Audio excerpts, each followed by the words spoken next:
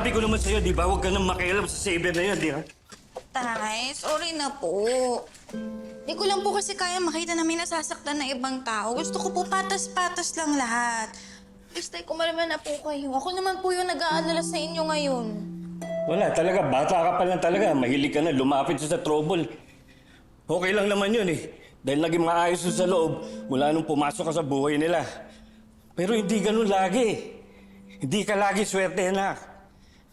Iwasan mo na yung Saber na yan ha. Kung hindi titigil ka sa pagbobolunteer sa loob. Uy, tay, wala naman pong ganun. Eh, matigas yung bungo mo eh. Binobolunteer mo pa nga kanina, di ba? Sus, tay, hindi na po yun mauulit. Promise, never na po akong tutulong doon sa saver na yun kahit kailan. Alam niyo mo bakit, tay? Kasi sa bandang huli, lagi naman po niya akong minamasama eh. Red flag siya, tay. Red flag si Savior. Kaya mula po ngayon, bahala na siya sa buhay niya. Total, ayaw naman po niya ng good vibes lang kami at peace-peace. Mula ngayon, bad vibes at war-war na lang ako sa kanya. Okay? Nak, hindi ko kaya mawala ka, ha? Kaya kung pwede, tigilan mo na yung Saber na yan. Layuan mo na. Kapapangamak mo lang yan eh. Ay, yung OA niyo naman po. Eh, ba't naman ako mawawala? Forever princess niyo nga po ako, di ba? You're one and only forever baby girl. Sorry na tayo. Ba't yun na po tayo?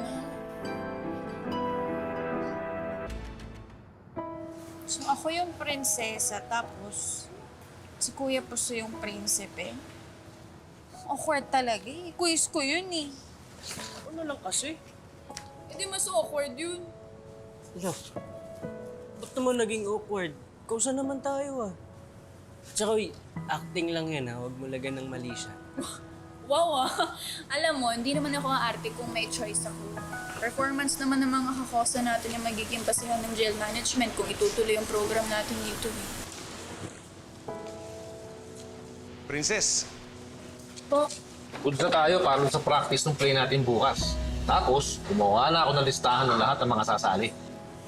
salamat po Ninong ah. Ano naman? Ay, yung Xavier, ayahin ba namin? Huwag na muna. May bagong court order na binabasa tatay. Umiwas daw muna ako kay Xavier para iwas damay sa gulo niya. Nye, gulo ba ka mo?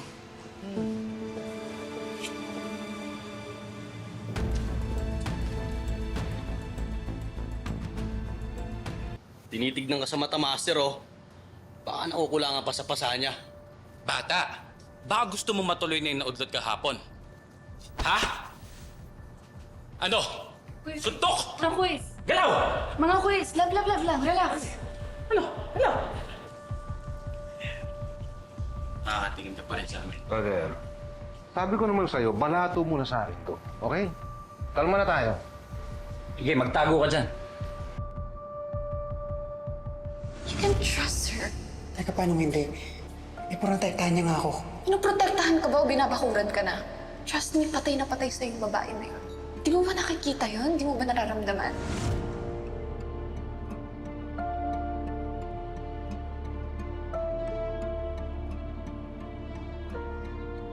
Nak, hindi ko kaya mawala ka, ha? Kaya kung pwede, tigilan mo na yung Saber na yan. Layuan mo na. Kapapangamak mo lang yan eh. Salamat ka, ah. Tara!